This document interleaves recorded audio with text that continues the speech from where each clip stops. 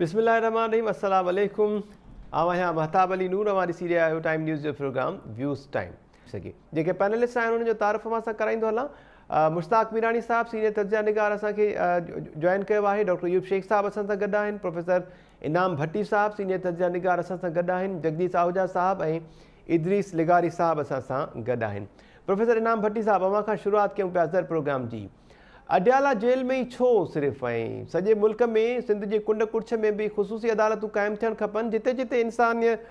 ख़ासि तौर ते जेका इंसानी हक़नि जी भञकड़ी थिए पई, बुनियादी इंसानी हक़नि जी, उन्हनि ख़िलाफ़ इहे अदालतूं ॿुधणियूं कनि ऐं ट्रायल्स जेके आहिनि फौरी तौर ते हल थियनि, जीअं जेके मुतासिर आहिनि उन्हनि खे इंसाफ़ बि मिली सघे वक़्त ते। सर जे अंदरि इहो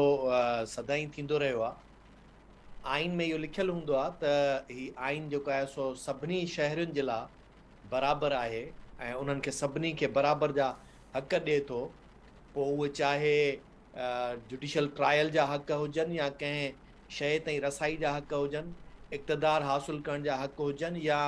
कंहिं तालीम जा, सिहत जा, जेके बि हक़ आहिनि उहे सभु बुनियादी हक़ जेके आहिनि उहे सभिनी खे बराबरि जा आहिनि। पर किथे तव्हां ॾिठो आहे त कंहिं बि माण्हूअ खे को बराबरि जो हक़ मिलंदो हुजे? इनखे त छॾे ॾियो, पर तव्हां एयरपोर्ट ते वञो, तव्हांखे एयरपोर्ट ते ई नज़र अची वेंदो त हिकिड़े आम शहरी में ऐं उन ख़ासि शहरी में कहिड़ो फ़र्क़ु आहे। तव्हां कंहिं बुकिंग ऑफिस में हलिया वञो, पोइ उहा चाहे रेलवे जी हुजे या कंहिं बि सरकारी जेको आहे सो खाते जी, उते तव्हांखे ख़बर पइजी वेंदी। उनखे बि छॾे ॾियो, तव्हां रुॻो नंढड़े खां नंढड़ी कंहिं ऑफिस में हलिया वञो, मुख़्तियार कार तपेदार जी में, त उते बि तव्हांखे इहा ई शइ नज़र ईंदी त जुडिशरी जंहिंखे इन शइ ते पाबंद करणु खपे त सॼे मुल्क जे अंदरि सभिनी माण्हुनि सां बराबरी जो सलूक थियणु खपे, उते बि जेकॾहिं जज साहिबान सिर्फ़ु हिकिड़े कंहिं ख़ासि जेल जो नालो वठी करे चवनि त उते ह्यूमन राइट कोर्ट्स जेके आहिनि हलणु खपनि ऐं उते जेको आहे सभिनी माण्हुनि खे इंसानी हक़नि जे तहफ़ुज़ जे लाइ उन्हनि जी उते अदालत लॻाई वञे, त उनखे वधीक छा थो चई सघिजे। हालत इहा आहे त कोर्टूं रुॻो जेलनि में उडियाला में छो बल्कि सॼे पाकिस्तान जे हर उन जेल में, ऐं वरी इहो ही त हिननि त जेको आहे सो हींअर हर जेको जज आहे उहो ह्यूमन राइट्स कमीशन जो चेयरमैन बि आहे पंहिंजे पंहिंजे डिस्ट्रिक्ट जो, जेको डिस्ट्रिक्ट सेशन जज आहे। पर उन्हनि खे ई ॾिसी वञो त उन्हनि भला केतिरो उन ते ह्यूमन राइट्स वारे मामले ते उन्हनि शयुनि खे जेको आहे सो नज़रसानी कनि था। हुअण त ईअं खपंदो आहे त जुडिशरी जेकॾहिं वाकई में आज़ादु ऐं ख़ुदमुख़्तियार थी वञे त न कोई माण्हू हितां ग़ाइब थी सघे, न कंहिं सां का नाइंसाफ़ी थी सघे, ऐं न ई कंहिंजो कोई भोतारकी कल्चर जेको आहे, जेको कंहिं बि हिकु साहिब जे हथ में जेका सॼी इंतिज़ामिया लॻी पई आहे, न ई का उहा उन जे हथ में थी सघे। तसवर कयो जेकॾहिं हिकिड़े आम शहरी खे इहो हक़ु हुजे त उहो सिधो कोर्ट में हलियो वञे ऐं उहो उनखे वञी करे चए त मुख़्तियार कार मुंहिंजो ही क़ानूनी कमु कोन थो करे ऐं उनजे बदिले में मूंखे या कंहिंखां सिफारिश कराइणी थी पए या कंहिंजो फ़ोन करिणो थो पए या पैसा ॾियणा था पवनि या मुंहिंजे कम खे रोकराइण में कंहिं फ़लाणे साहिब जो हथु आहे जेको उनखे मना थो करे त फर्दी जारी न कयो। को कंहिंखे प्लाट खपाए थो, का ज़मीन खपाए थो, उन साहिब जी जेकॾहिं पंहिंजी उन में अख आहे त इहा मूंखे वठणी आहे ऐं मूंखे खपे, उहो उन मुख़्तियार कार खे चई थो छॾे त इन जी फर्दी जारी न आहे करणी, इन जा खाता तब्दील न आहिनि करणा। जॾहिं इहो जुडिशरी जेकॾहिं इहे सभु शयूं पाण ख़ुदरू तौर ते उन माण्हूअ जी दादरसी करणु शुरू करे त आउं सम्झां थो अधु मसइला त हिते हल थी वेंदा। पर मसइलो वरी साॻियो इहो आहे त उहे सभु जॾहिं किथे न किथे केरु कंहिं न कंहिं बज़्म जो, महफ़िल जो उहो उनजो हिसेदार आहे, किथे कंहिंजो शिराकतदार आहे, किथे कंहिं जाम मीना जो शिराकतदार आहे, किथे को जेको आहे सो कंहिंजे ज़र जो जेको आहे सो शिराकतदार आहे। त उन में सभु जेकी शयूं थियनि थियूं, पोइ उहे तव्हां ॾिसो था ख़ुदि जेॾीमहिल उहे वीडियोज़ आम अचनि थियूं त उहे स्विमिंग पूल जे किनारनि ते जेके शयूं थियनि थियूं उहे बि पधरियूं थियूं थियनि। इहा अलाए छो वरी इन्हनि खे पाण खे बि ख़बर नथी पए त असां कॾहिं ऐं कीअं उन अदलिया खे आज़ादु करे वेंदासूं। इहा ई अदलिया आहे जंहिं नज़रिया ज़रूरत बि ईजाद कयो, इहा ई अदलिया आहे जेका अहिड़े क़िस्म जा फ़ैसिला ॾेई थी छॾे जिन जो कंहिं बि तरह सां उनजो अदलिया सां को वास्तो ई न हुजणु खपे। पर जॾहिं वरी के मामला अहिड़ा जेके अदलिया में वञनि था त उते अदलिया चए थी त इहो असांजो मामिलो कोन्हे ऐं इहो उनखे उतां फ्लोर तां अचणु खपे। त मुंहिंजे ख़्याल में जज साहब खे इहो सोचणु खपे त इन क़िस्म सां इन सोच सां हर आम माण्हूअ जे ज़हन ते इहो हिकिड़ो सुवालु पैदा थींदो त आया इंसाफ़ हिन मुल्क में सभिनी माण्हुनि जे लाइ बराबरि आहे या उडियाला जेल जे लाइ अॼु ख़ासि अॼोकी सूरत हाल में का सूरत हाल तब्दील आहे उनजे करे आहे या सुभाणे वरी का ॿी सूरत हाल थींदी त उन वक़्तु वरी उहा ॿी सूरत हाल हूंदी। उडियाला जेल में जेकॾहिं मां हुजां त शायदि उहा ॿी सूरत हाल हुजे, वरी जेकॾहिं को ॿियो साहिबु आहे त हुनजे लाइ ॿी सूरत हाल हुजे। त जुडिशरी खे इहा शइ साबित करणी पवंदी त हू जेका रविश जेको तरीक़ेकार कंहिं ख़ासि माण्हू लाइ रखनि था उहो आम माण्हू जे लाइ बि हुजणु खपे। ऐं नथो सम्झां त हिन मुल्क में कंहिं बि कोर्ट जे अंदरि कंहिं बि फ़र्द जे फिज़िकल प्रेज़ेंस जी जेका सम्झो त शर्त आहे उन जे लाइ लाज़िम आहे त इन पर्सन उन माण्हूअ खे फिज़िकली अपीयर थी पंहिंजी बायोमेट्रिक्स ॾियणी आहे, उन खां पोइ उनजी ज़मानत थींदी। हिते तव्हां ॾिसो था माण्हूअ जी इन पर्सन फिज़िकल प्रेज़ेंस त छा, माण्हू लाहौर वेठो आहे, इस्लामाबाद हाई कोर्ट ज़मानत मंज़ूर थी करे छॾे, माण्हू पेशावर वेठो आहे, इस्लामाबाद हाई कोर्ट जेको आहे सो ज़मानत मंज़ूर करे थी छॾे। ऐं वरी साॻे ई वक़्त ते जेकॾहिं शायदि इन पर्सन बि जेकॾहिं जगदीश ऐं ॿियो केरु कंहिं ते केस थिए उहो हाज़ुर बि थी वञे त ज़मानत शायदि इन जे करे न मिली सघे त मथां कंहिं ॿिए साहिब जो आर्डर हूंदो त इन्हनि खे ज़मानत ॾींदो त असांजे लाइ प्रॉब्लम थींदो, तंहिं करे ज़मानत न आहे ॾियणी। ज़मानत अली वज़ीर खे कोन थी मिले, ज़मानत जेको आहे सो ॿियनि खे मिली थी वञे। सो हिते त इहे सभु शयूं थियनि थियूं, त इन करे आउं सम्झां थो इहा का महताब हू परेशान न थी, इहो मुल्क सॼो ईअं ई हलियो आहे, ईअं ई हले थो ऐं अञा थोरो अॻिते इहो सोच त हिन खां वधीक का सूरत हाल ख़राब त कोन थींदी, त उन में अञा वधीक तफ़्तीश में तशवीश में पइजी वेंदासूं त पोइ सुभाणे ईअं थींदो त रुॻो उडियाला जेल न पर उन में वरी लिखियो वेंदो त फलाणो माण्हू जॾहिं उते पहुचे तॾहिं ह्यूमन राइट्स जेके आहिनि न उहे हक़ूक़ जेके आहिनि उहे जागी पवंदा ऐं उन्हनि जा हक़ उनखे ॾियारण जे लाइ जुडिशरी जेका आहे सा उहा प्रोएक्टिव थी वेंदी। जी महताब। बिल्कुलु इनाम भट्टी साहब, अवां जेको हवालो ॾिनो अली वज़ीर जो उनखे ज़मानत थी मिले त आज़म सवाती ऐं अली वज़ीर जा मामला कुझु लॻभॻि हिकु जहिड़ा ई आहिनि। आज़म सवाती खे अवां ॾिठो त अदालतुनि पारां रिलीफ मिलियो आहे, उनजी ज़मानत थी वई, पर अली वज़ीर जी हिन वक़्त ताईं ज़मानत न थी आई। ॻाल्हियुनि जो सिलसिलो जारी रखूं था ऐं जंहिं तरफ़ अवां इशारो कयो आहे ॿियो टॉपिक बि असांजो इहो ई आहे त जेकॾहिं मुल्क जी सूरत हाल अञा बि ख़राबु थी, मेरे अज़ीज़ हमवतनो वारो जुमिलो असांखे ॿुधण में अची सघे थो छा? सीनियर साफ़ इहा राय आहे। प्रोफेसर इनाम भट्टी साहब,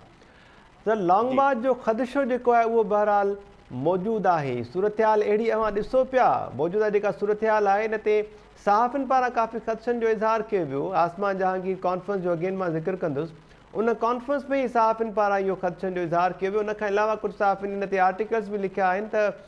जेकॾहिं इमरान ख़ान हुकूमत विच में ॻाल्हियूं नाकाम थियनि थियूं, इमरान ख़ान इस्लामाबाद ते काह करे थो, त पोइ शायदि सिचुएशन हथनि मां निकिरी वञे। महताब मूंखे यादि थो पए जेतिरे क़दुरु त हर प्रोग्राम में जॾहिं बि मूं प्लेन इन सॼे मामले ते ॻाल्हायो आहे त छा थींदो, उन में हर भेरे इहो चयो आहे त का अनहोनी बि थी सघे थी। तव्हांखे यादि हूंदो जेकॾहिं हर प्रोग्राम में मूं बार बार रिपीट कयो त छाकाणि त जीअं सिधो नज़र अचे थो त सिधियूं शयूं जेकॾहिं वञनि थियूं त उन हिसाब सां त ईअं आहे, पर का अनहोनी थी सघे थी ऐं उन अनहोनी में इहा ई शइ जेका आहे मुमकिन जेका थी सघे थी, त उन में मूंखे इहो थो लॻे त ऐं ॿियो अञा बि जेकॾहिं हिनखे घणो पोइ हिते वठी वञो त मूं काफ़ी अॻे हिकिड़े प्रोग्राम में चयो त इंटरनेशनल सीनारियो में जेका मौजूदा सिचुएशन आहे पाकिस्तान जे अंदरि जेका घुर्बल उनजी जेका हींअर जियो पॉलिटिकल ऐं स्ट्रेटेजिकल कंडीशन बीठी आहे उहा एग्ज़ैक्ट उहा आहे जेका 70s वारे ॾहाके में हुई। ऐं तव्हांखे यादि हूंदो उन वक़्त में चयो त जीअं उन वक़्त में 70s में इंटरनेशनल कुवतुनि खे आलमी कुवतुनि खे इहा ज़रूरत हुई त पाकिस्तान जे अंदरि कंहिं बि अहिड़े हिकिड़े माण्हू जे हथ में इक़्तिदार हुजे, अख़्तियार हुजे, जेको मुकमिल तरह ते हर शइ जो अमल दरामद कराए सघे ऐं केर बि उनखां पुछण वारो न हुजे। ऐं पोइ तव्हां ॾिठो जनरल ज़ियाउल जी मार्शल लॉ लॻी वई। त हींअर बि जेका मौजूदा सूरत हाल आहे उहा इन खां का कंहिं क़दुरु मुख़्तलिफ़ कोन्हे। जेकॾहिं हींअर तव्हां यूक्रेन वार ॾिसंदो, चाइना जे लाइ अमेरिका जी तयारी ॾिसंदो, इकनॉमिक कंडीशंस वर्ल्ड ओवर जेके थियनि पियूं उहे ॾिसंदो, सऊदी अमेरिका जा रिलेशंस जेको आहे उहे ॾिसंदो, ईरान जा मामलात ॾिसंदो, इंडिया खे ॾिसंदो, इन्हनि सभिनी खां पोइ ताइवान ऐं चाइना जी जेका सूरत हाल हले पई इन ते बि ताइवान ऐं चाइना जी सूरत हाल जेका हले पई उन में त इन में हाणे त इहो त मुमकिन थी सघे थो, पर उन सॼे में जेको माहौल जीअं पैदा थिए थो उन में जेकॾहिं ईअं ई थिए थो छाकाणि जेका इमरान ख़ान ख़ुदि बि वरी इशारो ॾेई चुको आहे त ॻाल्हियूं त बैकडोर में हलनि थियूं पयूं पर को उमेद ऐं आसरो कोन्हे, तंहिंजे करे तयारु रहिजो केॾी महिल बि लॉन्ग मार्च जी कॉल जे लाइ। त जेकॾहिं मामिलो ईअं ई थिए थो त पोइ मुंहिंजे ख़्याल में ही सभु शयूं जेके आहिनि, जॾहिं जेतिरो घणो जेको चयो वेंदो आहे त असां सियासत खां परे रहण था चाहियूं, असांजो सियासत में मुदाख़लत करण जो को बि इरादो कोन्हे, ऐं रिटायरमेंट जे लाइ तयारु थी वियो आहियां, 5 हफ़्तनि खां पोइ रिटायर थी वेंदुसि। हाणे इहे सभु शयूं जेके आहिनि इन्हनि सभिनी जे पुठियां इन जो ॿियो पासो बि थी सघे थो। असां त ईअं सोचियो हो, असां त ईअं तयारु हुयासीं, पर तव्हां जूं कंडीशन्स मुल्क जे अंदरि जॾहिं तव्हां अहिड़ियूं पैदा कंदव जेके कंहिंजे बि कंट्रोल में न हूंदियूं, जेको कंहिंजे बि वस में न हूंदियूं, ऐं मुल्क जी जेका सूरत हाल आहे उहा हिकिड़े पासे तव्हां वटि तालिबान वेठा हुजनि जेके अलक़ाइदा ऐं दाइश जो बि ख़तरो हुते मौजूदु हुजे, ऐं अमेरिका जॾहिं चई चुके त तव्हांजा न्यूक्लियर असेट्स जेके आहिनि उहे कंहिं बि तरह सां महफ़ूज़ न आहिनि, ऐं ॿिए पासे तव्हांखे इंडिया हुजे ऐं हुते कश्मीर जा इशूज़ हुजनि, त उते ॿियो को रस्तो बचे कोन थो सवाइ उन्हनि खे इहो चवण जे असां खां सवाइ हिन मुल्क जो कोई केर बि कोन्हे जेको हुनजो तहफ़ुज़ करे सघे, हिफ़ाज़त करे सघे। ऐं पोइ इहे सभु जेके तफ़सीलात ईंदा त 5th जनरेशन वार आहे, ॿाहिरियूं कीअं कुवतूं इन्वॉल्व थियूं थियनि, पोइ उन्हनि कंहिंखे इन्वॉल्व कयो, इहे सभु शयूं वरी पोइ तव्हां ॾिसंदो सभिनी धुरियुनि ते इहे इल्ज़ामात लॻणु शुरू थी वेंदा त मुल्क जी सालमियत जे लाइ ॿाहिरियुनि कुवतुनि जेका बि पेनिट्रेशन कई पए, प्रॉक्सी कई पए, उनखे ख़तमु करण लाइ सिर्फ़ु इहो ई रस्तो आहे। त इहा शइ मुमकिन इन ई सिर्फ़ु सबबु थी सघे थी जेकॾहिं वाक़ई में को खून ख़राबे तरफ़ सूरत हाल वधे थी,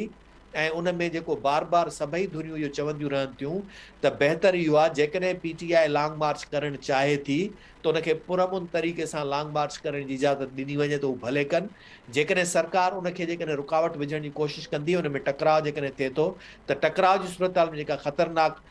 हद ताईं जेका सिचुएशन क्रिएट थी सघे थी, उन में ॿियो को रस्तो न बचंदो। ऐं हाणे ॿियो अचूं था हिन ते त जेकॾहिं वाक़ई ईअं आहे त पोइ छा मुल्क जी मईशत, मुल्क जी जेका मौजूदा इकोनॉमिक कंडीशन आहे, उन में इहे सभु शयूं मुमकिन आहिनि, त उन जे लाइ बि वरी मूं वटि जवाबु इहो आहे त शायदि डेमोक्रेटिक हुकूमत जे लाइ इहो वधीक ॾुखियो आहे त तेल जा अघु वधाए या खाजूरू तेल जा अघु वधाए या ॿियनि शयुनि जा अघु वधाए छॾे,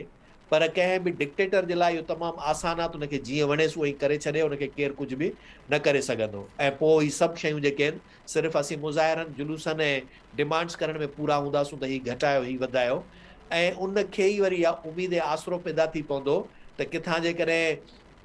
तव्हांखे कंहिंजे सिक्योरिटी सर्विसिस प्रोवाइड करण जे मद में कुझु जेकॾहिं डॉलर्स हर महीने मिलंदा रहनि था, तव्हांजे मुल्क जो अकाउंट जेको आहे उहो डेफिसिट में वञण जे बजाए बैलेंस में हलंदो ऐं उन में एॾो को वॾो नुक़सानु न थींदो। त इहे सभु सिचुएशन्स जेके आहिनि त ईअं नज़र त अचनि पियूं, पर इहे सभु डिपेंड करे थो सियासी धुरियुनि ते। इहे जेके सियासी जमायतूं आहिनि जेके इक़्तिदार में वेठल आहिनि या जेके इक़्तिदार खां ॿाहिरि आहिनि, उन्हनि जो विज़न केतिरो आहे, उन्हनि जी सोच केतिरी आहे। ही बैकडोर जेके पाण में ॻाल्हाइनि बि था, यकीनी तौर ते उन्हनि जे ॻाल्हियुनि में बि इहो नुक़्तो शामिलु हूंदो, छाकाणि त माज़ी में बि जॾहिं बि आपोज़िशन ऐं इक़्तिदारी धुर पाण में डायलॉग कंदी रही आहे त उन वक़्तु बि इहो ई ख़तरो उन्हनि खे हिक ॿिए जे आॾो रखंदा रहिया आहिनि त जमहूरियत कंहिं बि तरह सां पंहिंजे रस्ते तां न हटणु खपे, यानी जमहूरियत डीरेल न थियणु खपे। पर हाणे डिपेंड थो करे त जेका मौजूदा वक़्त में मुख़ालिफ़ धुर आहे, आया उन्हनि जे बि तरजीहात में इहो आहे त जमहूरियत डीरेल न थिए या हुननि जे तरजीहात में ॿियो कुझु आहे। जेकॾहिं इहा शइ जेकॾहिं न रही, कंहिंजे बि तरजीहात में थोरो बि हुन में फ़र्क़ु अची वियो त पोइ ऐं मुमकिन आहे त जमहूरियत डीरेल थी वञे। ऐं लाज़मी न आहे त अॼु जे दौर में डायरेक्ट मार्शल लॉ अचे। तव्हां जीअं ॾिठो त हिकिड़ो नओं वर्जन मार्शल लॉ जो पेश कयो हो परवेज़ मुशर्रफ, जेको प्रोविजनल एग्जीक्यूटिव ऑर्डर PCO जेको हुयो, PCO छा हा प्रोविजनल कॉन्स्टिट्यूशनल ऑर्डर PCO, बिल्कुलु PCO जे तहत जेको आहे सो सदर थी वेही रहियो ऐं उहो चीफ एग्जीक्यूटिव बणिजी वियो मुल्क जो। त उन में न को सदारत जी ज़रूरत पई, न को मार्शल लॉ डिक्लेयर करण जी ज़रूरत पई, ऐं उनखे वरी पोइ अॻिते हली करे कोर्टुनि बि क़बूल करे छॾियो, वरी कोर्टुनि खे त छॾियो, मथां जॾहिं असेंबलियूं आयूं उन्हनि असेंबलियुनि बि उनखे जेको आहे सो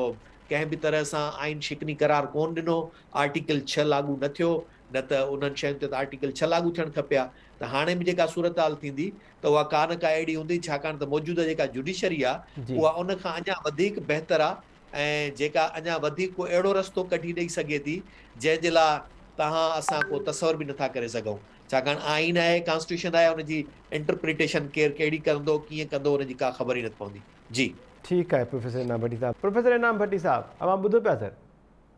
जी बिल्कुलु ॿुधायो। इनाम साहब, साॻी कॉन्फ्रेंस में मीडिया जी आज़ादीअ ते बि सुवाल उथारिया विया आहिनि ऐं सीनियर सहाफ़िन पारां इहो चयो वियो त जेकॾहिं 1970 में बि मीडिया आज़ादु हुजे हा